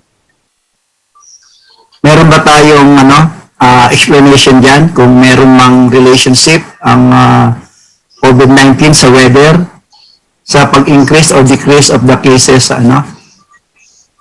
o may contribution ba ang weather para gumaling ang isang tao o wag magkaroon ng COVID-19? Sino ba pwede sumagot? Thank you. Ana? Good afternoon, Sir Jude. Okay, so nag-comment lang po, nag-add po lang siguro po baka may i-add si Doc SP. So, last month po ng March ay nagkaroon po tayo ng WMO celebration at nagkaroon din po tayo ng sa press dun sa media briefing, ay nung time din po yun ay kalalabas po ng report na ipinalabas ng WMO about this pandemic. So base po dun sa mga nakolate po na pag-aaral dun sa ng WMO in terms of COVID-19, ay mostly daw po ay mas highly related daw po yung pagkakaroon ng COVID-19, ng COVID dun sa mga ginagawang interventions ng bawat bansa, ng mga government agencies, yung pong mga group effort ng bawat agencies. So, hindi po siya actually directly related dun sa weather, but then yung pong sinatawag na transport ng air pollution, yung sa mga pollution. So, yun daw po yung mas medyo may contribution po in terms of pagkakaroon ng COVID-19. So parang yun po yung in-emphasize po ng COVID-19 report na ipinalabas ng WMO. So yun po ay available dun sa WMO website na yun po, i-relate nila yung short you, Anna. Sana meron tayo dito sa Pilipinas na study man lang kung sino man ang, dahil sa inyo yan, statistics, no? Sana makita nyo ang relationship. Kunyari, sa inyo may mga forecast kayo o meron kayo statistics ng temperature, maximum, minimum during the day for the whole month. At sana makakuha kayo ng mga number of cases na binibigay ng DOH. Kasi, di ba, pag sa mga binigay ng mga advisory rin ng mga ibang doktor, yung presence ng sunshine, lalo ng kainitan, nang papainit tayo, at of course, yung yung suob, no? Sinasabi nila, which is tumataas ang temperature during that time, ay namamatay yung virus. So, ang WMO, although meron silang yung in general, tingnan din natin ang local. Kasi sa kanila, no, ang temperature sa kanila, di ba, malalamig ang temperatura nila, wherein doon sa mga countries na sinasabi nila na they need sunshine, lalo na yung mga tao natin sa coastal areas na nakababad dyan sa tubigan na maalat ang atmosphere, mainit, wala namang kaso ng mga COVID eh. So, maybe it is a high time na meron tayo, no? Hindi, huwag tayo mananiwala tayo, pero tingnan natin ang natin datos. Kasi wala naman tayo na ipipresent na datos natin eh. So, tingnan natin dito, kasi temperate climate sila. We are on the di ba? Sa tayo, between 0 to 30, north and south, siguro iba ang ating ang ating relationship, yung makakakuha tayo ng relationship siguro, no? So, wag nating itapusin yung yung ating let's have, ko lang dito, in-emphasize ko, siguro may mga researchers tayo, nandyan sa inyo ang datos, baka yung head ng RDPD o yung CAD, meron ding research na di ba? Baka may makuha tayo at siguro this is a start lang ito siguro ng isang magandang project. Yun lang ang inaano ko. Sana may magkaroon ng isang meron kayong baka kayong pwedeng mas maganda mag-present, no? Na may datos kayo na pinaka-maximum minimum during the month, ano yung naging cases natin during that day. Baka lang may karoon tayo ng isang magandang pag-aaral with respect to this weather and its relationship with the pandemic. Thank you.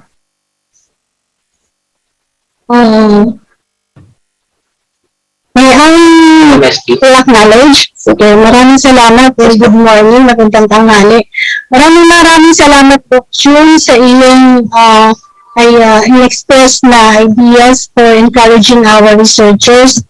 So, isang bagay lang po yung napupina natin ngayon kasi we are in a temperate country, in a tropical country, and despite our hot temperatures or warm weather, ang dami-dami nating nai-infect ng COVID-19. So, but tama si Doc Jun na we have to show proof base dun sa data natin, but just by observations, kahit anong init ng temperatura natin, ganun pa rin kalaki yung pagdami ng number of COVID patients or yung infected person. So, siguro, on that observation, hindi ganun kalaki yung factor, yung temperature, although it shows na yung sunshine ay mayroong vitamin D na nakakapagpataas ng immune system natin. Malaking factor pa rin siguro yung pag-iingat doon sa distancing, kasi we could relate it into temperature, maaaring nakakuha tayo ng relationship. Pero may malaking factor na nagdadala doon sa kung gaano kadami yung nai-infect. So, siguro, this is a challenge for our researchers kung paano tayo makakakuha ng magandang correlation despite na ang malaking factor doon sa paghahawa-hawa natin ay hindi lang yung temperatura, kung hindi yung exposure natin sa isa't isa, yung malaking bagay yun. So, challenge sa ating mga researchers. Let's show na kung anong datos meron tayo and we correlate, that would be easy to correlate with the number of infected persons base dun sa result ng DOH.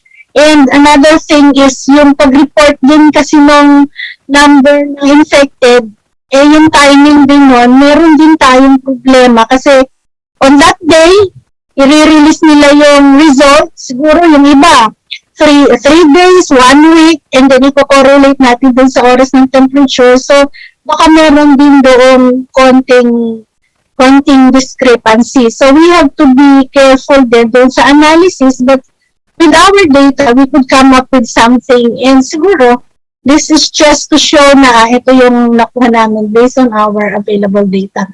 So, please siguro yung ating mga researchers take the challenge and show proof ng ating mga study based on what is available. And siguro, bigyan na lang natin ng ibang explanation. Basta meron tayong data, ito yung nakita natin. Maraming salamat po. Thank you po, SP. Yes, can I react on that? Sige po, Sir Jill po. Thank you very much, Doc SP, for that, yung idea, great idea. But, of course, yung pagtaas ng ating mga cases ay nasa bubble, Metro Manila and bubble, wherein nandito lahat yung pinaka-most populated city in the Philippines. Kasi doon sa mga island, lalo na dito sa ating mga probinsya na malapit sa coastal, ang tutusin nga, barang bibihira lang o konti ang nagkakaroon ng cases. Siguro, depends on the location, Kasi ang Metro Manila, of course, at ang bubble nga sinasabi nila, ang Bulacan, Cavite, Laguna, yun yung mga area na mostly populated So, siguro, may mga area ka siguro na titingnan mo, yung sa mga area naman na dito sa coastal areas na kung ang sabi nila ay salty ang atmosphere, sa western and eastern part, dun sa north and south, makikita natin ang concentration talaga nasa inland at mostly sa cities. Siguro titingnan din natin yung location of the mga cases. Pero yung mga area nga, napupunta ako sa Bulacan, sa area dyan sa may bandang part ng Mekawayan, wala nga silang incidents doon ng COVID Pero dahil nasa coastal area sila, baka nga rin siguro dahil nga kukunti ang tao o hindi masyadong populated yung area. At the same time, they are surrounded by salty water. Baka meron, Kaya nga yung challenge na natin, sinasabi natin, baka may mga researchers na mag-explain, kung bakit. And the data ay nasa atin, Ang sa DOH, open yan Baka meron lang Thank you very much for that suggestion then and opinion. Thank you. Thank you po, Dr. Jill, for that information. Pastor, may nag-raise ng hand si Sir Oscar. Go ahead po. Sir, nakamute po tayo. Good morning, and thank you for answering the question about the location of the weather stations on the island of Negros. The reason I asked that is because as an industry association, we have been doing studies like the correlation of productivity with rainfall data. And in the process of doing the studies, we use some rainfall data from the Sugar Regulatory Administration in addition to what we have gathered from PAGASA. Kasi sa SRA, sa Sugar Regulatory Administration, they have 12 weather stations in the province of Negros Occidental and 2 in Negros Oriental. And I noticed that there are wide variations or differences in the actual rainfall in these different stations. So, kasi naisip ko in the past, we have been using the data only from PAGASA and correlating it with productivity. Then I realized na hindi pala lahat ng sugar districts in the same province, for example in Negros, have the same amount of rainfall. So, parang na-distort pala yung mga analysis namin in the past. So, moving forward now, I am thinking of the possibility na sana mag-complement, since you're both government agencies, mag-complement yung mga data from your end, from PAGASA, and the data from the SRA to come up with a more maybe comprehensive or consolidated set of information, rainfall data that industry could use in the analysis in relation to productivity and the performance of the whole industry. Ang tanong ko is, would that be possible? Kaya, would your agency be willing to, of course, we still have to ask the SRA if they are also willing to share their own data. But as an industry, sana magamit namin pareho para serve one single purpose to improve the overall productivity of the agriculture sector. Thank you. Thank you po, Sir Ernst Pascual. Tama na? SP, tapos may dagdag na ng pangalan. Sir, Oscar, maraming salamat po for that additional information. So, with that, more data is better, of course, para po mas makita natin yung distribution ng rainfall. So, the denser the instruments, mas maganda po yung analysis na maibibigay natin. Kasi na po, rainfall is a very variable parameter. What we are using is around 50 kilometer yung within the 50 kilometer effectivity yung ginagamit namin sa ngayon kung walang malapit na station. So that would be a very good source of data. And siguro we have to check din yung mga type of instruments kasi meron po tayo mga standards na ginagamit, WMO standards po yung nire-report natin. So we have to check para alam din po namin yung merong sources ng discrepancy. So, maganda pong information. So, maraming salamat. We have to coordinate. Siguro, partners naman natin ng DA. So, siguro, Ana, the group should extend or kayo na yung makipag-coordinate dun sa kanila. And as government agencies, tulong-tulong po tayo kahit private na. Kung merong available na data, welcome po sa amin. Basta alam lang namin yung actual situation or yung instrumento and how it is installed or located para po determine namin kung may mga adjustments na kailangan para sa mga analysis. So, maraming salamat po.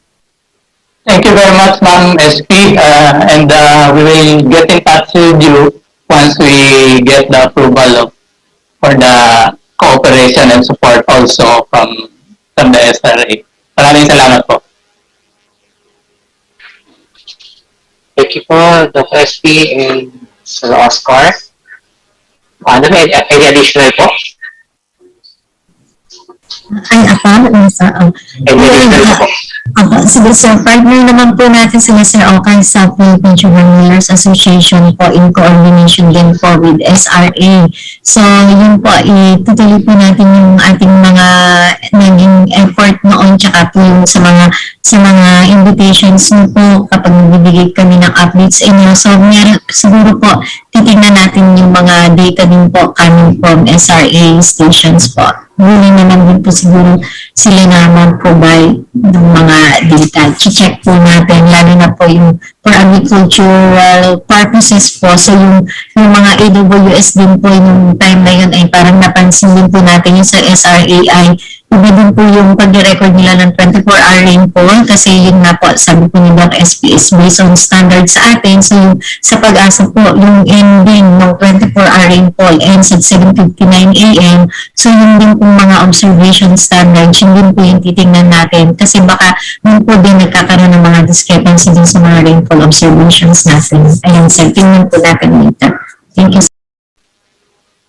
Thank you, Ma'am Ana. Thank you po, Ma'am Ana. I think wala na pong questions. Meron pa po ng questions?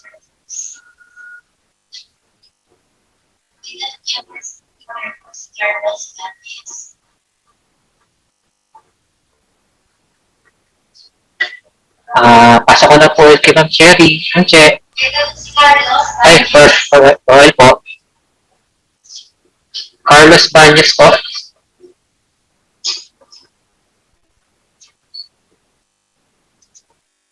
Sir Carlos.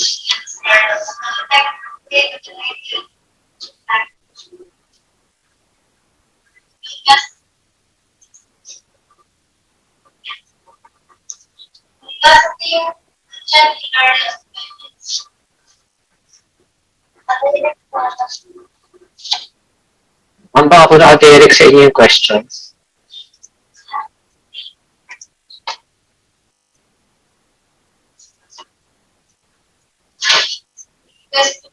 Opo. May question po dito, percentage of La Nina in the last quarter of 2021.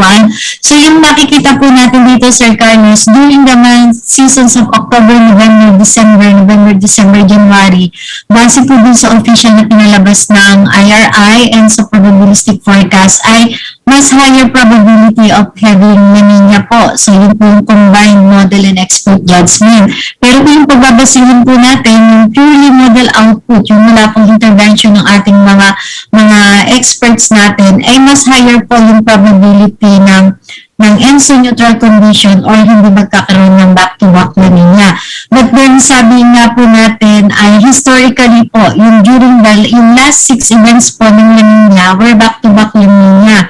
So ibig sabihin po yung expert judgment, yung knowledge po about the climatological probability of having La Nina during the last quarter of the month. So yun din po yung added na pinagbabasihan ng mga expert judgment natin dahil base po dun sa climatological probability na kung saan historically po ay mas mataas ang probability of either having El Nino or La Nina during the last quarter of the year. So yun po yung binagdag na expert judgment based on climatological probability. Kaya yun po yung nakikita natin na may nagsasabi na may back-to-back La Nina, which is historically speaking ay posibleng nangyayari po yun. Okay, Sir Kalay. Okay, thank you, Ms. Ana.